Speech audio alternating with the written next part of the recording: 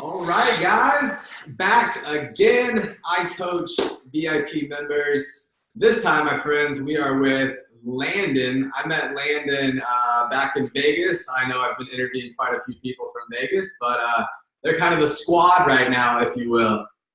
So, without further ado, what's going on, my man? How are you? I'm doing awesome, man. Yeah, Vegas was a great time, and really, really excited to be, connecting with you and the wife in Arizona next week. So couldn't come quick enough. And thank you so much for having me on today. I appreciate it.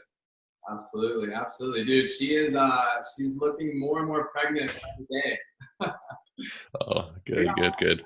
when we get there, it's gonna be like 2 months until she's due. So, yeah, man, it's I'm basically the office is the office is here, and then the baby's room's right here. So, starting to get that built out, and yeah, it's just crazy. I'm gonna be watching this video in the future, looking back and saying, oh, I remember that. Yeah, exactly. That'll be exciting. Dude, so tell us a little bit more about you. What we want to dive into, obviously, specifically today, is bodybuilding, and that's something that you excelled in. So yeah, kind of give us a little bit of backstory on like how you got into bodybuilding. What was your experience with it? We'll kind of go from there.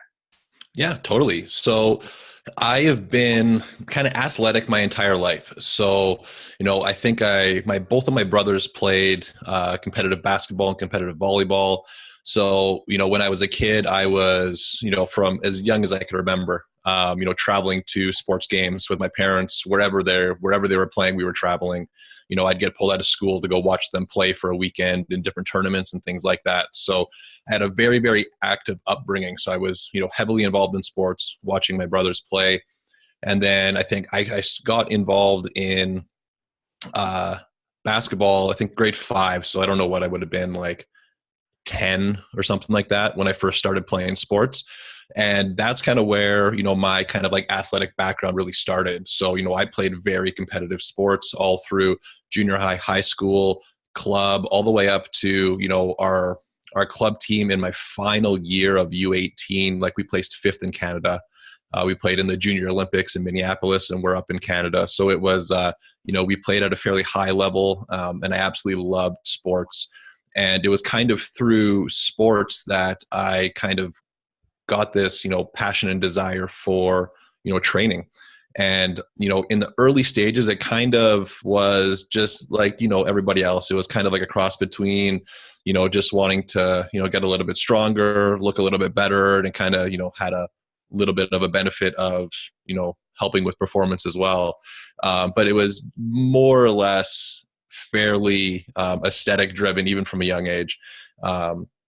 And I'm pretty sure, I think I got started in the gym in junior high, because I can remember I went to a different school than where all my friends were going in junior high, and everybody was like, oh, they're going to have this brand new gym at the high school so you can work out. So I know I was started in like, grade 8 or grade 9. So that would be like many, many moons ago now. And, it just, kept rolling from there. I remember things started to get a little bit more kind of serious, once I got into college. Up until that point, it was just going to the gym, quote unquote, like working out, nothing really structured, nothing periodized. Didn't even know what those words were at that time. This was back in the days when, I think I took Super Pump and Size On from Gaspari, and I like literally thought I was going to get jacked. Like I was like literally, yeah. Yeah. So like I literally thought I was going to get these like superhuman results from these like pre-workouts. And no, that obviously didn't happen, but that was kind of where things started to get a little bit more serious. And then in 2010 is actually when my bodybuilding career started. And it had just kind of spurred into something I just really wanted to do. And I don't know when that exactly started, but it was something that was always on my mind. It was something that I was always reading and researching in magazines. I just really kind of liked the personal development side of it, kind of just like pushing your body to see what you're truly capable of was something that really, really excited me. And then 2010, I ran into my original bodybuilding coach in Best Buy. I can remember it vividly. He was like, he walks around in the off season at like 330 pounds. He's like 6'2". So he's like a fridge, just kind of like walking around. And I think I was in like a Popeye shirt, and I'm like 170 pounds skinny. And I like worked up the nerve to like say hi. And that was kind of like the catalyst that I needed to get started. So after that point, I hired him, and we pretty much got rolling. So, if you feel you can share any photos that you want. So I've got pictures of my very first bulk. So, I started probably, I could see the exact numbers if I went back, but probably in like the 170s. I bulked up to 221, and I was I kind of looked like a little fluffy, a little fat in the face when I look back at it. But what was the timeline of that? About 3.5, 4 months. Actually, no, wait. Yeah, probably about 4 or 5 months. So it was a fairly tight time frame in which I did that, and I'm putting on like 48, 50 pounds. And so from that point, I transitioned right into my first contest prep, and I got freaking peeled. Like I cut like 50 some odd pounds. I stepped on stage at like 168 pounds. My waist was smaller than my wife's. My waist was like a 25, like legit with like a measuring tape. And, I've posted, like the transformation photos of like the peak of that bulk at like 221, and then like my stage shots at like 168. And, people are like, oh, his neck's too long. That's like a Photoshop picture. And it's like all the stuff you get on social media. And, from there, it's kind of like the dark side of bodybuilding that people don't like to talk about a lot. And I actually did a podcast with Jason Phillips from IN3 Nutrition talking about body dysmorphia. So obviously my first contest prep was very restrictive. So I was working off of a meal plan, no sugar, no fruit, eating, pretty much like rice, chicken, veg. And then over time, you're just like pulling away carbs. That's pretty much how it went. And like it worked. I got super, super lean, but it was kind of like a catastrophe, after that competition. But I'm sure you're going to have some questions, and we can dive into that whenever you want. But that was kind of the start of my bodybuilding career was in 2010. And I think my last show was in like 2014, 2015. I ended up doing 4 bodybuilding shows. I took first place in the light heavyweight class in one of those shows. I competed as a natural drug-free athlete, but locally there isn't any like good drug-free organizations. Like they're like super small, where you'll be on stage against like one other person. So I competed in, it's kind of like a feeder organization to the IFBB, which is like Mr. Olympia. So it's like the local feeder into that. So that's not drug tested. So I competed in that organization. So when I got up to a higher level, I started to kind of get outsized a little bit, because I'd be guys that are the same size, but like 8-10 inches shorter than me, because I'm 6 feet. But, I took first place. I've got like a big ass trophy that's probably going to sit on my mantle for the rest of my life. And, that's kind of where everything started. From there, I ended up transitioning into some strength sports stuff. But, bodybuilding, I have a massive, massive passion for it.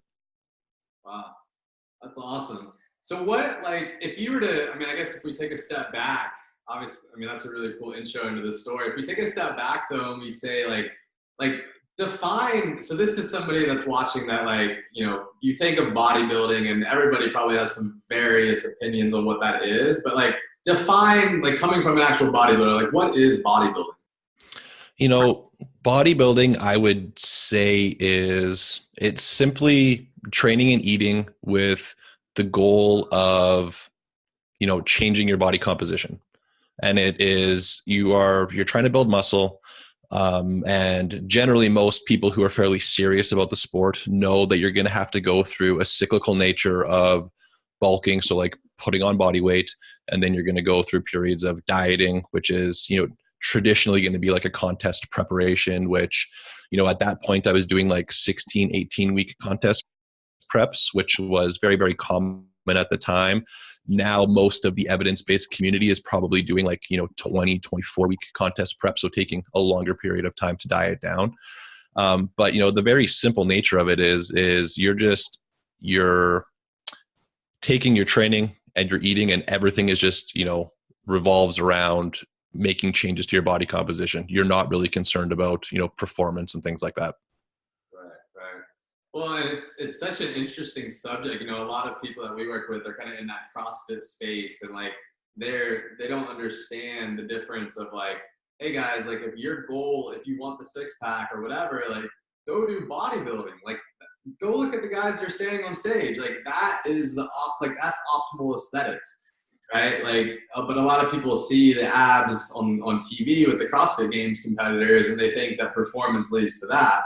So, that's a whole nother topic we could dive into. But talk to me a little bit about, like, obviously there's the good, the bad, and the ugly when it comes to bodybuilding. But just talk to me a little bit about kind of your experience. Obviously, you talked about kind of the body dysmorphia, like things like that. But let's dive into that first, and then we'll kind of see where that leads into. Yeah, totally. So there's, the biggest misconception is kind of like when you look at the upper echelon of the sport, which is Mr. Olympia, and that's kind of what everybody associates bodybuilding as, is kind of like these, monkeys that are like 275 pounds at like 5% body fat that just look like inside out. And that is obviously, that's like equating everybody that does CrossFit to, like Rich Froning or Matt Fraser, right? Like it's not the case, right? Not everybody is at that level. That's like the 1%. But the biggest misconception is just kind of like everybody's using drugs. That is the biggest misconception. And yes, drugs are very, very prevalent in the sport.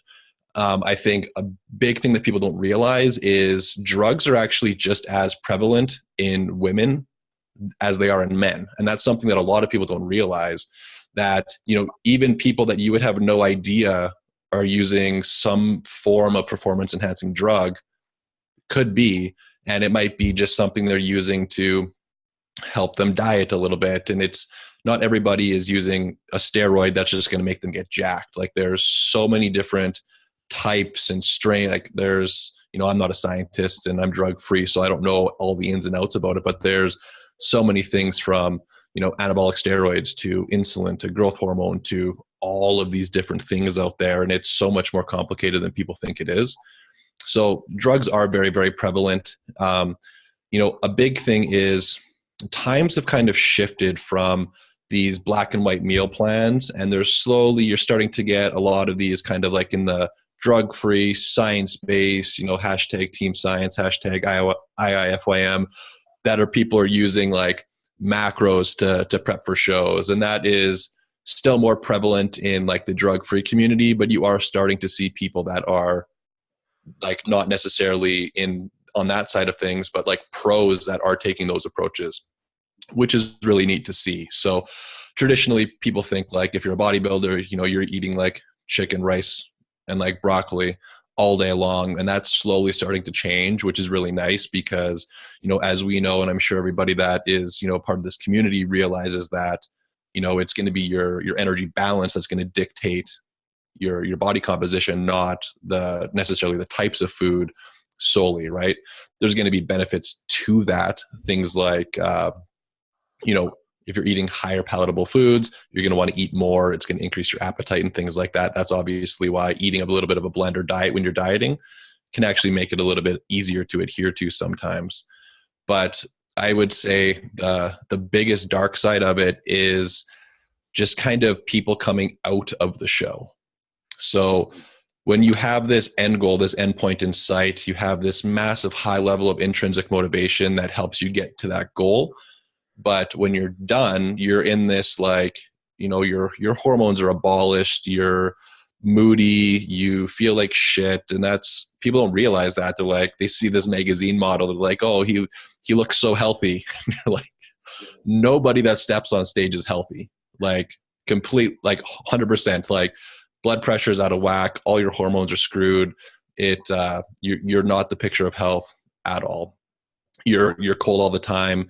You are super moody and irritable. You like, all you want to do is like lay down. You don't want to walk anywhere. You don't want to stand. You're always going to sit because you're so lethargic. You're just like eating and training. It's, you know, you're watching like Food Network on TV like it's porn. Like this is just kind of like the psychological changes that come along with it. And I can remember like literally I worked at home while I was bodybuilding. So like I would like nap in the afternoon because I'm so exhausted. If I turned the TV on, it's to watch like a baking show because I'm like living vicariously through other people eating desserts. Like it was like gross. Like you go through this like really crazy psychological thing when you deprive yourself to that extreme. So, you know, and then when you're done, now you no longer have this goal. So what happens a lot of time is if you don't have a plan coming out of that, you, especially if you are brand new into the sport, you have a tendency to just kind of eat everything and binge on everything. And I know like the very first time I competed, it was like gross. Over time, doing more and more shows, you start to understand, you know what you're going to go through, you know, kind of that you don't want to put on 30 pounds in like 3 weeks after a show. It's not too much fun for anybody. But like, I think I baked dessert like 1 to 2 times a week for like months after my first show. Just like I would go for dessert and it would be like, that cheesecake didn't really hit the spot. I'm going to go over to this place and I'm going to get dessert again because it didn't satisfy my craving. So, you know, the psychological changes and then like the physiological changes, there's so much more to it than people realize. And it's something that when somebody comes to me now and asks about competing, I really want to figure out what their motivators are to do it, because they need to know what is at stake and something like these body image issues that you're going to develop because, you know, maybe 1% of people are going to get down to like 5% body fat. But then when you get back up to like 10, 15% as a guy, you still, you know, have abs and look great to the most standards, but you feel fat all the time. And that's something that now, like I haven't competed for a few years now, and I am just starting to get over that. And so that's something that people really need to be aware of when they are looking at competing. Yeah, I think you brought up a lot of really good points in there. I mean, so I'm curious, like obviously like you, in the beginning, it was kind of more of the aesthetics thing, but like at any point in that journey, like, do you remember when it evolved from like a healthy relationship with the process to more of the negative relationship? It's tricky. I'm trying to think of an analogy. It's almost like women giving birth. Like they get excited, but they quickly forget how, like, you know, painful the process was. Like I don't think giving birth to a child is too much fun, but they do it more than once, right? Obviously, you can't equate competing to birth, but it's something like you just become addicted to it. And I think that's the easiest thing, that you get this kind of like this high, this dopamine hit from looking a certain way. And then you're always striving to beat that. And I think that's why people just kind of continue to do it. I think a lot of people do it for kind of the wrong reasons. Like I think if somebody is just wanting to lose weight and they have a goal, they're like, oh, I want to lose 30 or 40 pounds, I'm going to compete. I'd be like, no, just lose 30 or 40 pounds, but don't step on stage. A, you don't have to get that lean to be happy. 2, there's going to be a lot of things that come along with that as a side effect that you don't need to deal with. But there are truly a lot of people where they just love the kind of like the sport aspect of it, if we can call it a sport. You know, they love the camaraderie. They love the competition. It's you versus you. You're always trying to better yourself. The training and the dieting is just really pushing yourself and seeing what you're truly capable of. And I think that is what, you know, even myself, I think that's what you really get addicted to, because you have to show a lot of grit to actually be able to do it. You have to be able to withstand a lot of pain to make it that far. And I think that's why people keep doing it. It's, you know, constant betterment of themselves, constantly seeing how far they can push themselves and push the envelope. And I think that's why people continue to do it. Yeah. No, I mean, I think you're right. I think a lot of us have this kind of, you know, all or nothing or like addicted personality. Like, I mean, me right now with like the business and all that. I mean, this is like, I'm very, very, very singular focused. So, I mean, have you always been that way? Like, are you that way towards everything, or was it just towards bodybuilding, or like, do you always go all in, like when you choose to do something, or? I would say my personality has evolved a little bit more now. Just as I've kind of gained a lot of wisdom over the years with everything that I've done. Like I've, been a entrepreneur for like 12 to 15 years. So you start to gain a little bit of wisdom and realize you can work smarter, not harder all the time. But definitely I would say like I've done lots of personality tests. Like I had a team of 8 at our gym and we did this like big fancy, super expensive personality test. And, I am definitely competitive by nature. So like if I'm going to do something like that, I'm probably going to try and win. Yeah. Like I don't usually like doing things that I know I'm just going to suck at. Just kind of like most people that trend in towards like sports and athletics, they're usually very competitive by nature. But I would agree that, yeah, that's definitely me by trade. Yeah, it makes a lot of sense. So talk to me a little bit, like what did your, first off, how many times would you compete per year? And then what did your training look like? Like what is bodybuilding training? Can you talk about that a little bit?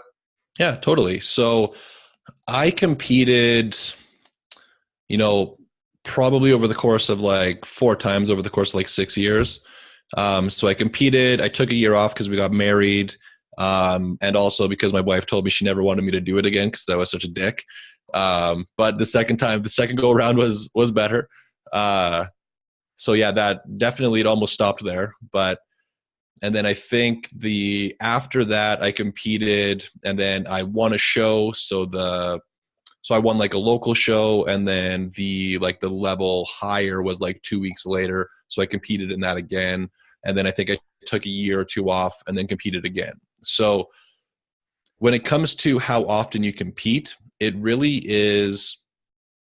comes down to kind of what your goals are, what you're trying to do development wise. So you get a lot of, and I don't mean to like group females in, but you see a lot of like female bikini competitors in physique sport that will compete multiple times within a year.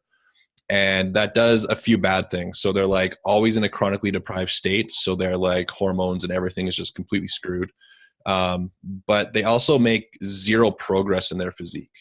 So like they're always training hard, but they're always eating in a deficit. So they're never building any muscle. So they'll go from like one show and then they'll compete again in 3 months, but they look the same because they didn't build any muscle in that time. Then they'll compete again in like 3 to 6 months, but then they'll look the same because they will probably go through a little bit of like a binge cycle and then start dieting again and then step on stage looking exactly the same.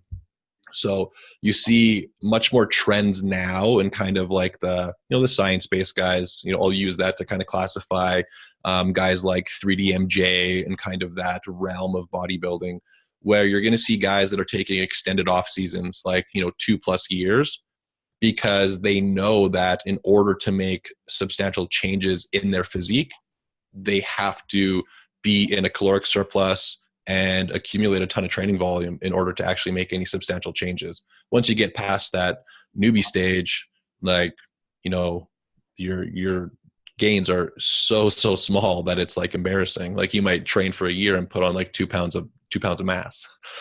But when you get down to 5% body fat, that can actually make a big difference. So that's why a lot of people have started to get into strength sport to complement bodybuilding, because it still gives them a competitive nature and a way to track their performance in terms of strength while they are going through an extended off season.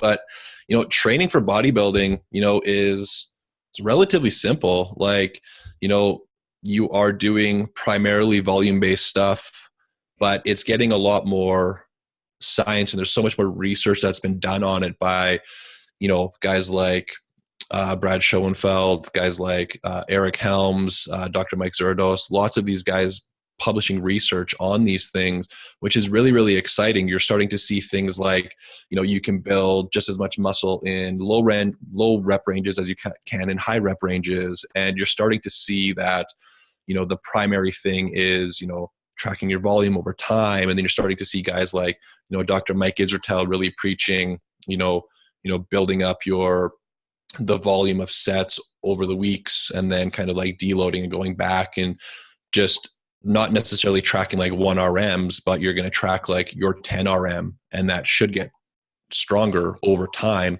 And if it's not, you're probably not progressing, because all things the same, if you are, today you can do a back squat for 8 reps at 225, and in 6 months from now you can do a back squat for 8 reps with 245. Your legs are probably bigger, because you're not training in kind of like that neuromuscular state where it's, so much neural drive and, technique and things like that, and your body just being accustomed to the weight like a power lifter. So, but training, primarily you're going to be focusing on some of the compound lifts, but things like deadlifts, they're not going to make a massive change in kind of like your physique. You'll probably get some kind of like, low back development from doing deadlifts, but when it comes to, trying to train like your glutes and your hamstrings and stuff like that, you're far better off doing something that's not going to beat up your body as much.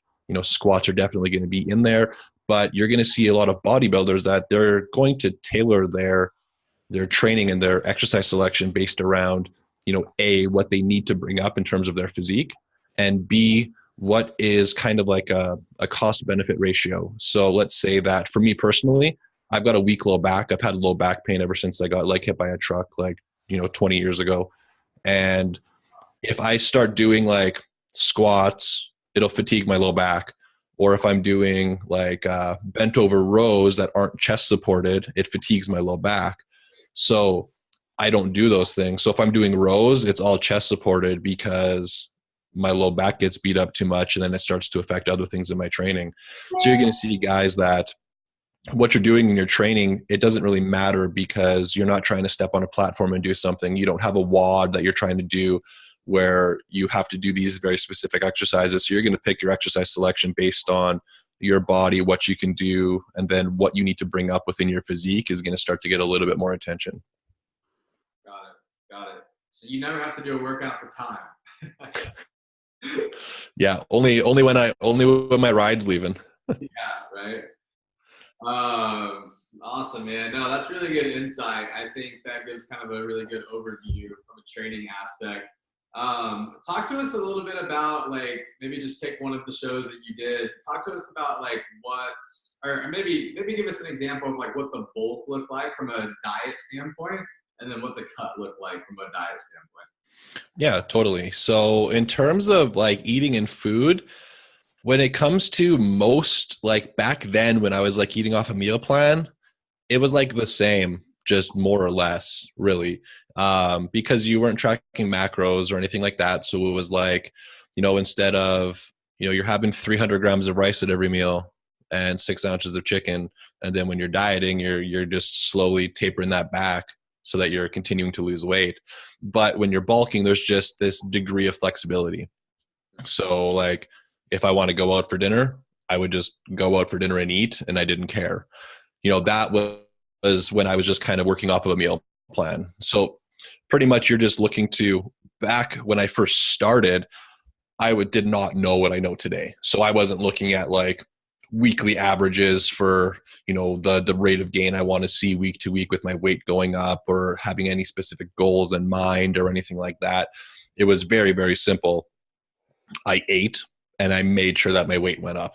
That's pretty much when I first started in that early stage. That's what it was. And then, but it really did get to a point where, I did a bulk recently, just supporting our buddy Alex that was bulking.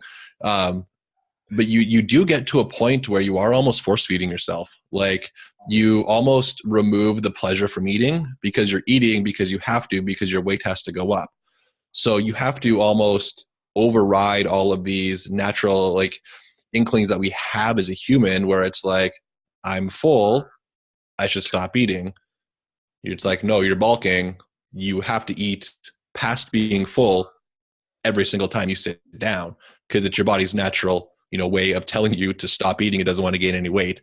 So you have to override all of that stuff. So I got to a point where I was eating so much food, it was disgusting. Like grocery bills were super high.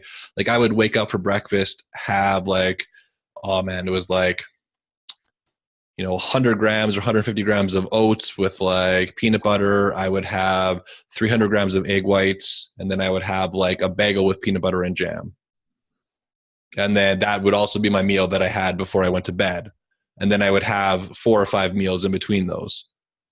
So it was just like, it just got to a point where you're just literally just eating nonstop because I had to. And even when I do things more, science-based now and tracking macros and things like that, when I need to push my weight high, I still have to do those things because not everybody wants to eat 4,000 calories. You know what I mean? Like, yeah, if you go and eat Five Guys, burgers and fries, large fry, large, Coke, yeah, you can do it. You feel like shit. But if you want to do it with like decent food quality, you have to be just like literally force feeding yourself sometimes. And then, now you start looking at substitutions where you're like, okay, well, what can I eat that is very calorically dense and has very low food volume, because I don't want to be full, but I need to get my calories in. So it's like, okay, I'm going to start to eat a ton of granola, and then I'm going to start to, mix my protein powder with, orange juice instead of water. So you're trying to look at all these ways to get calories in without feeling super full. Because I've remembered times where I've literally like been sick. I've eaten so much food, or like I need to get calories in, so I buy like 2 liters of juice and just like chug it, and then you want to vomit. You're like, that was the worst possible decision I could have ever made. But then when you go to diet, it's literally just like that weight. When I first started, that weight's got to be coming off, because you're monitoring your weight, your waist measurement, and your physique like weekly. So you're always looking at pictures, because things might change in pictures but might not change in the scale, and vice versa. You want to make sure that you are progressing, because you are now on a time crunch. And then it's very simple. Like when I was working off of a meal plan, things were just taken away. It was like, drop your rice to this, just like simple stuff. Or like take this meal out, or just little things like that, or like no more bagel at breakfast, or just simple things like that. But still, like obviously the core things are always there. Like protein is, always emphasized. You're still always getting your veggies in. You're still positioning a lot of your carbs around your training and things like that, especially as you start to get deeper into a diet. You literally are trying to save all of your energy for your training, because you not only are wanting to, have energy in those workouts, but you want to make sure that you are preserving as much lean body mass as you can. And, the best way to, keep your lean body mass is the same way that you got that lean body mass, which is training hard. And then, so now doing things more science-based, it's very, very similar, right? Like, now I'm more strategic with tracking my weight loss, making sure it's falling within certain ranges. And then if it's not, and I see those trends over 1 to 2 weeks, not falling within where they need to go, you're making decreases in those calories to make sure that progress is coming along. But that's also why now, with what I know, I diet for longer, because I know how lean you have to be competitive. And most people, when they're like, I was holding water, or like, I messed up my peak week, no, they just needed to diet for like another month. Like they just still had body fat. Like it's just what happens. Everybody tries to have an excuse, but it's, trying to diet for 12 or 16 weeks doesn't work unless you have a very small amount of weight to cut. Yeah. Wow. That's interesting. So how, like, I guess in the highest in your bulk, you said you were like around 4,000 calories or higher than that, or? Yeah, I would say probably in and around 38 to 4,000. And really, when you get to that amount of calories, you just kind of stop caring.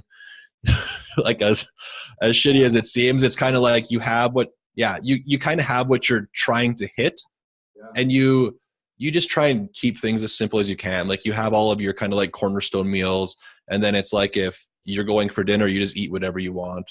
Yeah. You get dessert. And your weight's just always going up. Yeah. I mean, when I was competing in CrossFit, like I was eating like 5,000-6,000 calories a day. Half of those calories were coming from protein and carbohydrate shakes. but I was training like 3 or 4 hours a day of like a whole bunch of different types of training, and so like but it was the same thing. I mean, I was crushing a pint of ice cream almost every night because I couldn't eat enough. Like the people that are trying to like do paleo and compete in CrossFit, like good luck. So that's interesting. So, and then from a calorie standpoint, so up at 4,000 or whatever, so then you cut, what was like the lowest amount of calories that you ate? It's tough to say because I never really tracked at that point. Gotcha. Okay. But I would say probably like 1,500 sub, like 12 to 1,500 calories in kind of like my first couple diets. And it's shitty, but if you need to drop weight, you need to drop weight. It's just kind of one of those things like, sometimes it's tough nowadays because we kind of, it's like a pendulum. So bodybuilding was very like meal plan, and you can't see my hands because the screen's not big enough. So very like on this one side, and then it swung all the way to this other side. So it was like people, using drugs, always using diuretics, girls passing out backstage and going to the hospital because of their diuretic use and super, super low calories, to then you've got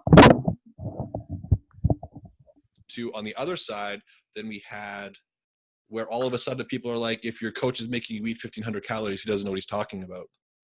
And it's like, no. I know a lot of girls that need to eat less than 1,500 calories that are competing because, they're like 5'2" or 5'4", and they're like 105 pounds on stage. You're like, 150 calories, they could be gaining weight. So it's so individual, but it really does come down to it when, if you have to try and get that off because you're on this time crunch. Like, it's not just like, just let it ride. Even if it's slowed down a little bit, you've got time to lose it. It's like, no, you step on stage in 3 weeks, like you have to get this weight off. So it's, you're dropping calories and you're increasing cardio. So the last leg of a prep is not very exciting. Like, you're probably training, you're probably eating very low calories, and you're probably doing like 5+ cardio sessions a week. You guys in CrossFit, you're working way harder than bodybuilders are in the gym. Like, we're not dying doing like, 3 WODs a day and things like that. Like, our cardio is like, I'm going to go walk at like 4 for an hour. Yeah. And like, if it gets crazy, I might have to do that twice, but like, it can get to the point, but you're usually trying to keep that a lot lower because you don't really want that to start interfering with, starting to drop lean body mass either. Right. Well, I mean, and it just goes to show the point, going back to that whole performance versus aesthetics thing. Like, at the end of a cut, getting ready for a prep, you couldn't even do a CrossFit workout if you tried. Like, you literally would die. You'd end up in the emergency room, like. So, and obviously, I think a lot of people are like, well, I want to have both. And they're like, I don't want to be optimal in either one. I'm like, yes, like, we can find balance. I'm just going to extremes here to show you. But so talk to me a little bit, or let's dive into a little bit more, like, in terms of like quality of life going through a process like this. So maybe even like on the biofeedback side of things, like with sleep, sex drive, like all that type of stuff. What were some of the big things that you noticed? Maybe even the first time that you did it, because I'm sure there was mistakes that were made and you learned from. But yeah, quality of life generally goes down a lot. And there's one study, I think there's like 3 or 4 studies that have actually been done on natural bodybuilders. And there is one where they actually followed a natural bodybuilder from 6 months prior to his show, and they followed him for 6 months after the show, and they tracked like everything from, I believe they actually did some of like the mood tests. They tracked like, blood pressure, testosterone, core, like all of his blood markers. And like, it took a full 6 months for most things to actually get back to baseline. So it just goes to show, like, you're not going to, there's going to be those outliers where, you could do this massive cut and like 2 weeks later, your testosterone and hormone levels are back to functioning normal. But there's going to be the outliers where it takes way longer than they dieted for, right? And then the kind of like the mean kind of floats into the middle. But from like, sleep is down. Me personally, you're not eating a ton of carbs, so you're super lethargic. So like if you were to like watch me in like the mall walking, like I'm walking like a snail. Like I'm barely moving. At the end of it, you start to look like a skeleton. Like your face is just like starts to get just like caved in because you're losing body fat everywhere. You can start to lose like your hair because of kind of like your hormone levels and things like that, and like your fats being so low.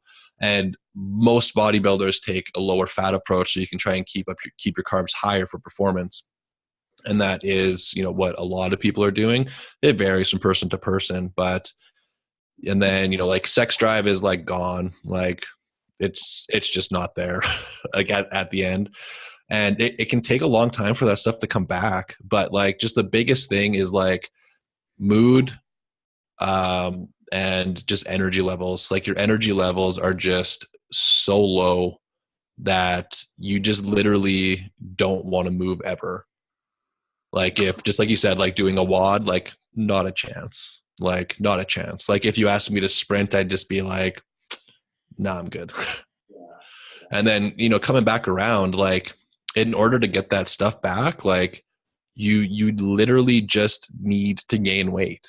Like 3DMJ came out with the recovery diet, which is super good because in order to regulate your hormone levels, you need fat. And in order to do you need to eat fat, you need to put on body fat.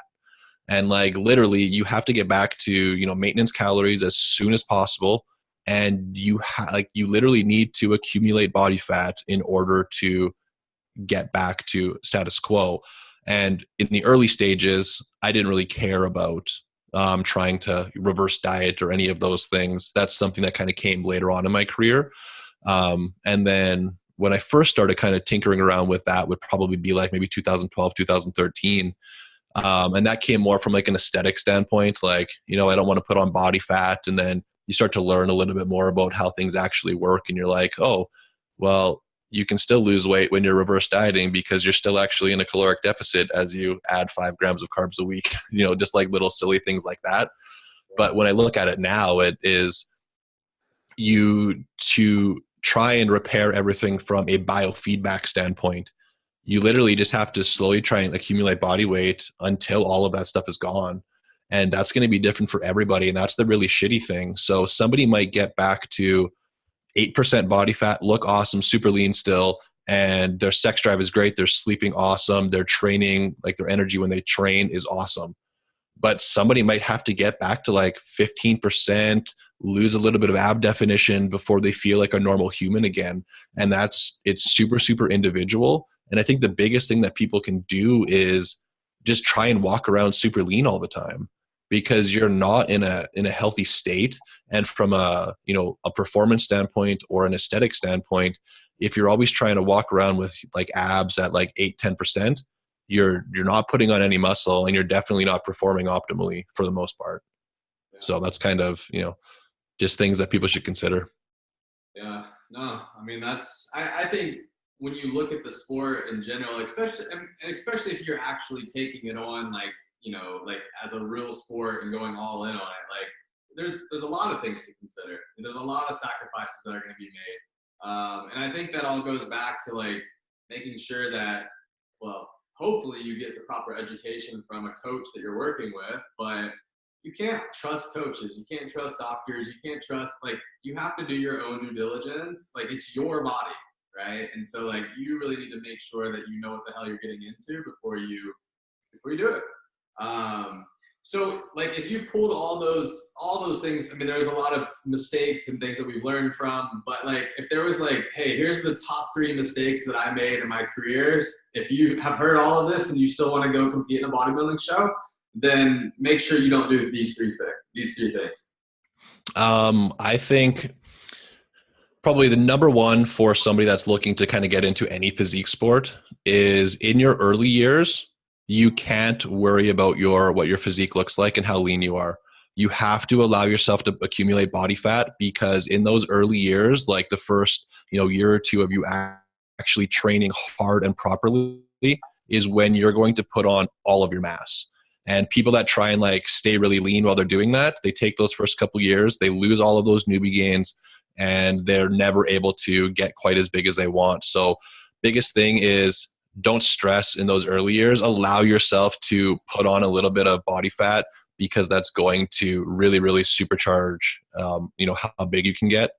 Second is, when you're going to diet, take longer than you think you need to diet, because you don't realize how much body fat you have on your body and how much body fat actually has to come off in order to be, competitive on stage. That's going to vary. So bodybuilding is going to be where you have to be the leanest. Then you've got like men's physique, classic physique now, and then men's physique, where men's physique, you don't have to be quite as lean, but at the super competitive stages, they're like damn near as lean as everybody else. But when it comes into women, like, female bodybuilding, female physique, super, super lean. And then you actually going to get docked marks for being too lean if you're in like figure, and too lean if you're doing bikini. So you kind of have to just have an understanding of what you're getting into. And then the last one is, do it for the right reasons. Don't do it as an end goal. Do it as either something that you just really are passionate about, or really just kind of curious to see how far you can push yourself, and make sure you understand what you're going to be dealing with at the end of the road. Because if you have awareness to these things, if you're aware that you are going to be grumpy, if you're aware that you're going to want to binge on everything after the show, but if you have a plan in place, you can kind of minimize that damage. That awareness is going to help a lot with kind of that mindset side of it. And I think that, you can build a lot of grit, but you can also, I've seen a lot of people like they do a show and then they put on so much body fat after the show because their mindset is so out of whack that they literally spend like the next 2 years of their life where they hate working out. Like they don't ever want to think about tracking food again. So it can have negative side effects. So just do it for the right reasons, and just bring awareness and work with somebody knowledgeable that is going to actually educate you on those things of like, hey, we're like a few weeks out from the show. Let's start talking about what we're going to do when this is done. Like, hey, yeah, this is like, you understand that you're going to be grouchy. Your sex drive is going to go down. Like, these things are part of the process, because you have to realize that physique sport is an extremely extreme sport. So like, it is not healthy. You need to know that you are pushing your body to the extreme and to a point where your body doesn't actually want to be. So it's going to fight you in some respects. But if you go into it with an understanding of those things, it's a lot different than when you kind of get blindsided by it. Yeah, absolutely. I mean, it's all about creating the awareness from the beginning, like, because I mean, to, like you or I, like, buying all these supplements in the supplement shop, or I always joke with people when I was trying to bulk in high school, I ate 5 chicken burritos from Taco Bell every day. But what you don't know, right? And so like, I think just, listening to resources and being able to create that awareness for yourself, but doing your own due diligence and not just trusting somebody, is a really big piece. So one thing I do want to ask, because I don't want this to sound like a negative conversation by any means, guys. Like, there's ways to do this right. There's ways to do this and do it the right way. So what did bodybuilding do for you, though, in terms of like the work ethic, the mindset, like creating that discipline? Like, what would you say your biggest takeaway from going through bodybuilding, like, just did for you and like your life in general? Bodybuilding really showed me what I'm truly capable of. And I think that is what most people are going to find from it. You realize that you can really push yourself beyond what you thought you could do. And you really see what you're truly capable of. And that's the beauty of it. Like, it is something that when you push yourself to the limits, you now have kind of like a newfound space that you can enter yourself into. And that is really, really special, because a lot of people are going to sell themselves short in life. And when you realize that you can push yourself outside of your comfort zone and not only like, survive, but thrive, then you're able to create a lot more success. And I think it does build a lot of grit in your mindset. And I think those are really, really powerful. That can kind of come from those things. I definitely found that with myself, where you kind of go through it and realize like, holy shit, like, you know, you didn't think that you could eat not a lot of food and do cardio 7 times a week and, you know, push through when you just, all you want to do is stop. Like, it's a hard sport, just like anything else. Like, you see these guys train for the CrossFit Games, I'm just like, see you later. Like, fuck, that shit's hard. You know, these things, anytime you're pushing yourself, you are really seeing what you're made out of. And I think that's the beauty of it. Yeah, absolutely, man. I couldn't believe more. I mean, it all comes back to like anything worth having. You know, it's gonna be hard. It's gonna take a lot of work, whether it's in bodybuilding or competing for the CrossFit Games or life or whatever it may be. So, dude, so many knowledge bombs, man. I really appreciate you coming on today. Where can everybody find you at? Your website, social media, all of those things. Awesome, man. So you can find me. I'm most active on Instagram. It's just my name at Landon Poburan. That's LandonPoburan. And then my website, landonp.com. That's pretty much where I'm at. You know, I drop a little bit on Facebook. I'm not too active on Facebook, but mostly on Instagram. Most of my stuff goes up on the website. Awesome, my man. Well, cool, dude. Well, hey, I'll be seeing you here in like a week and a half already. Yeah. So yeah, the wife and I will be seeing y'all soon, and looking forward to that. And yeah, man, I'll sign us off here and close it out with you. Thanks again for coming on. Thanks, man.